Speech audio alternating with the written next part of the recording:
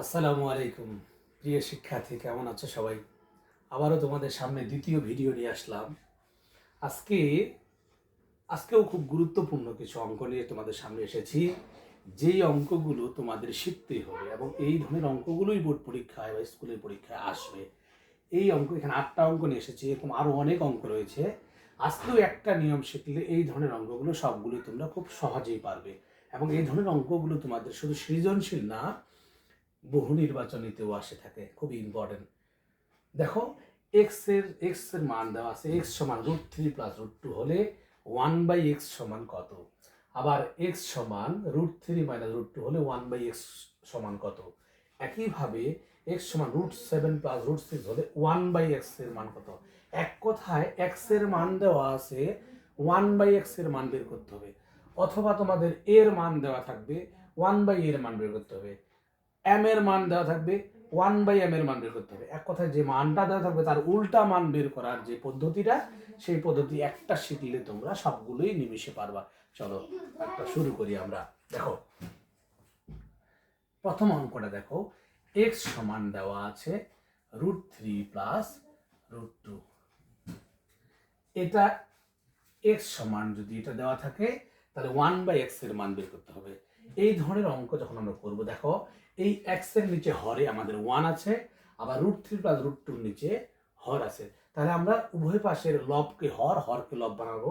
দেখো, তাহলে এখানে এরকম করে লেখা যায় কিনা দেখো, 1/x সমান 1/√3 + √2, এরকম করা যায়। এটাকে আবার যদি তুমি ক্যালকুলেশন করো, এক্স আর 1 গুণ করলে এক্স, 1 আর √3 + √2 গুণ করলে √3 + √2 হয়ে যায়। সহজে এটা করা যায়। এরকম করার পরে যে এটাই 1/x এর অ্যান্সার তা কিন্তু না, এখানে আরও একটু কাজ আছে। সেই কাজটা হলো, হরে যে মান দেওয়া থাকবে √3 + √2, মানে যেটাই দেওয়া থাক, যেই অঙ্কে যেটাই দেওয়া থাক, যে মানটা দেওয়া থাকবে এর বিপরীত মান দ্বারা লব ও হরকে গুণ করতে হবে। তাহলে √3 + √2 এর বিপরীত মান হচ্ছে √3 - √2। তাহলে আমরা হরকেও √3 - √2 দ্বারা গুণ করব। উপরে লব 1 আছে, তার সাথেও √3 - √2 দ্বারা গুণ করব। দেখো, এরকম ভাবে প্রত্যেকটা অঙ্কে 1/x এর মান বের করতে গেলে হরে যে মান দেওয়া থাকবে তার বিপরীত মান দ্বারা লবকে আর হরকে গুণ করতে হবে, সহজ হিসাব। তাহলে দেখো হয়ে গেল, 1 আর √3 - √2 গুণ করলে হবে √3 - √2। আর নিচে দেখো একটা সূত্র এসেছে আমাদের, √3 কে যদি a ধরো তুমি আর √2 কে যদি b ধরো, তাহলে a + b × a - b। তোমরা সকলেই জানো a + b R a - b এর সূত্র হচ্ছে a² - b²। তাহলে a বলতে √3, তারপরে দিলাম স্কয়ার, -b বলতে √2, তারপরে দিয়ে দিলাম স্কয়ার। বুঝতে পেরেছো? এখন দেখো, উপরে লবে আমার যা আছে তাই থাকবে, √3 - √2। নিচে দেখো, আমরা জানি বর্গমূলের উপর স্কয়ার থাকলে স্কয়ার আর বর্গমূল কাটা যায়, রুট কাটা যায়। অর্থাৎ স্কয়ারের জন্য রুট কাটা আর এই স্কয়ারের জন্য রুট কাটা যায়। তাহলে স্কয়ার আর রুট কাটা গেলে থাকবে 3, আর এখানে স্কয়ার রুট কাটা গেলে থাকবে 2। পরবর্তী লাইনে দেখো, √3 - √2/3 থেকে 2 বিয়োগ করলে 1।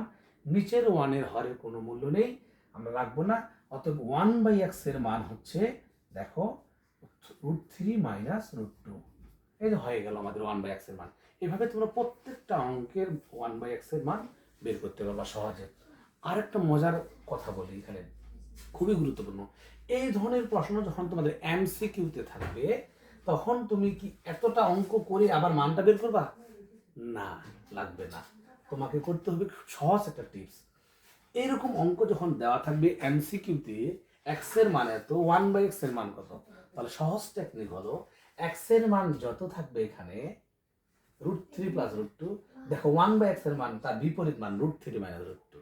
তাহলে এখান থেকে দেখো সহজে তুমি বলতে পারবা, এক্স এর মান √3 - √2 হলে 1/x এর মান তোমাদের বের হবে √3 + √2। এখানে এক্স এর মান √6 + √5, তাহলে 1/x এর মান কি?